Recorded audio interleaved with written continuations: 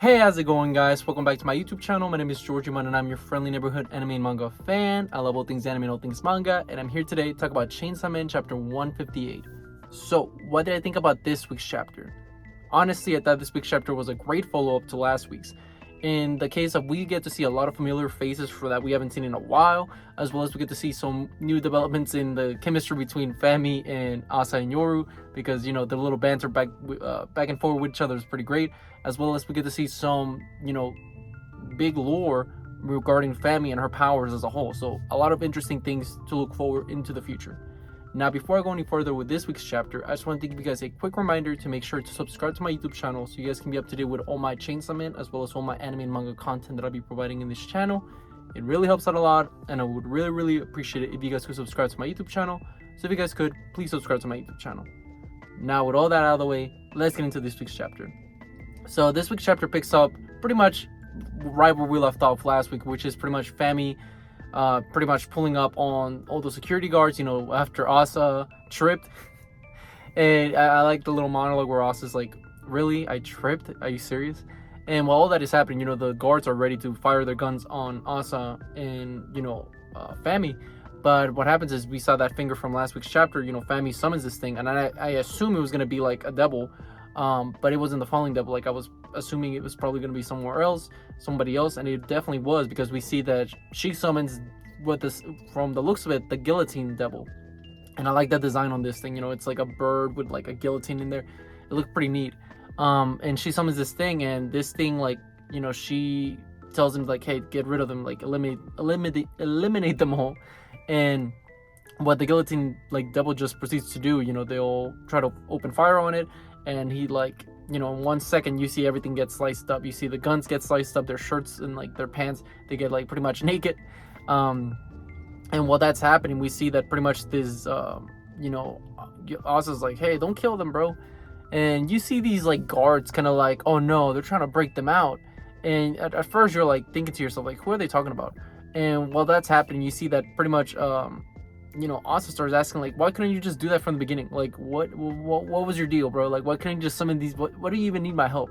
And Fami drops a very important, like, information, which is that she says the devils that I summon are weak, and they have some restrictions. Like, I can't just do this like all the time. And I'm wondering, what does that exactly mean? We do know that, she said that these devils that she summons are not as powerful as they should.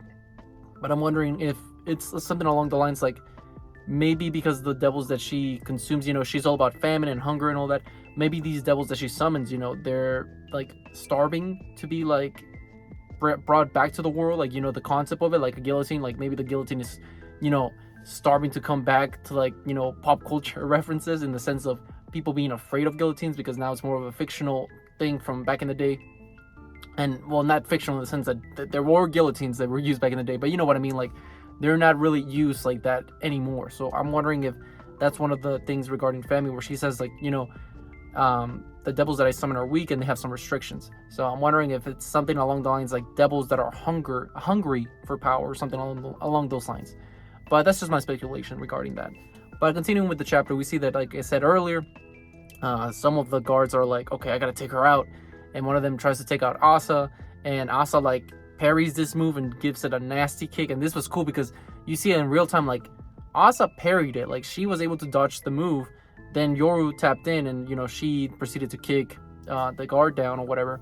And even Yoru compliments Asa, like, hey, good job, bro, like, I didn't expect you to, like, parry that. It's like, yeah, I've been taking, like, fighting classes and all that, so good for our girl Asa, defending herself. She's putting in that work, man, and it shows. It was nice seeing that.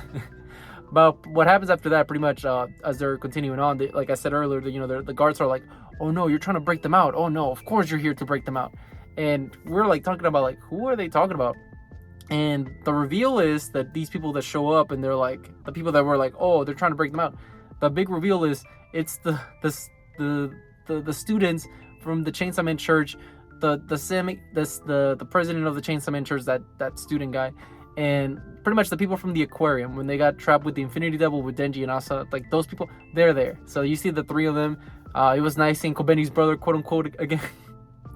We don't even know if it's Kobeni's brother. I just like the fact that the whole fandom just designates his name as Kobeni's brother, even though he has like a real name or whatever. So, but to me, he'll always be Kobeni's brother in spirit, at least. But we see pretty much the fanboy, the big Chainsaw Man fanboy, the guy that was behind the whole devil hunting club or whatever, the Chainsaw Man club at school.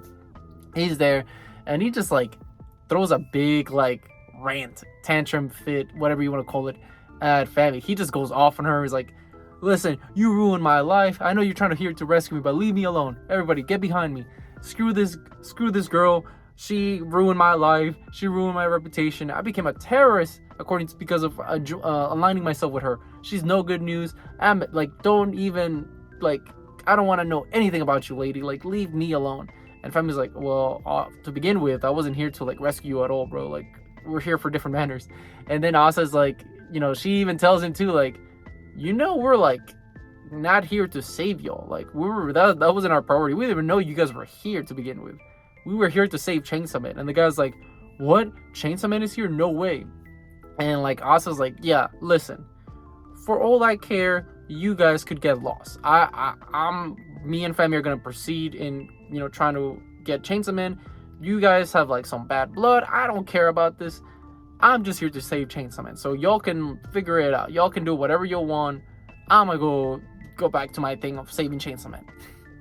So that was pretty funny. And what we see is pretty much Asa and Family continue running, and they're like, with the guillotine devil, obviously, as their backup.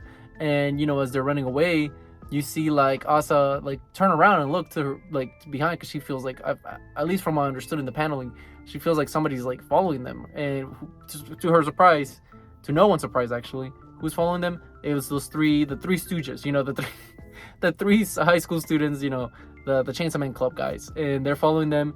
And he's like, I get to meet the real Chainsaw Man. Of course I'm going here.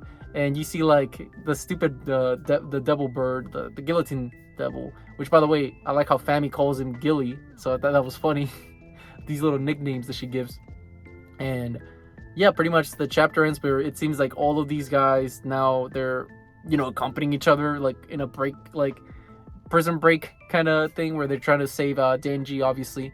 So that's how the chapter ended. And overall, I thought this chapter was very solid, and it was very comedic, and I wasn't expecting it, but I thought it was pretty funny in the sense of the guards getting all like naked because their shirts got cut up. That was pretty funny, pretty funny there. And then the guy snapping at Fammy, that dude just putting out his whole life story in front of Fammy, like, you ruined everything. It was all you. I could have been better without you. So that was great. It was funny seeing Kobeni's brother again, because my man is always sweating. I swear, my man's always scared about something. He's like the Courage the Cowardly Dog, just like Kobeni. So, what else is there? What else is there to know? Yeah, Fammy and Yoru, like that whole thing where, like I said earlier, with the distractions. I'm very curious to see how that plays out and if I'm able to get it right in the future.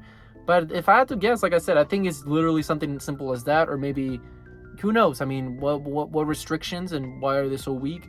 I think that, we do know that Fammy was able to like destroy or quote unquote seal the falling devil, and that dude, like that devil was pretty powerful. I mean, that devil was like, it shook the whole world according to like the news. Remember where these earthquakes were up across the entire world, not just Japan. So it's a big deal. So I'm wondering what exactly like is it that they're like, how is she able to capture these devils and spawn them at any point? Or maybe I'm thinking maybe something as simple as maybe they're like her versions of there are like kind of like fiends, where we do know that when a devil is put into a human's body, they're weaker. So then their actual true form. So I'm wondering if it's something similar to that, where like when Family summons these things, they get nerfed to that extent too, where they're like, like quote unquote fiend versions of their, of themselves, shells of their former selves, something along those lines. But yeah, a lot of like great developments in this week's chapter, and I can't wait to see next week's chapter because, yeah, once again, no break, so we're going week to week. So this is very exciting, and I'm very, very, very looking forward to next week's chapter.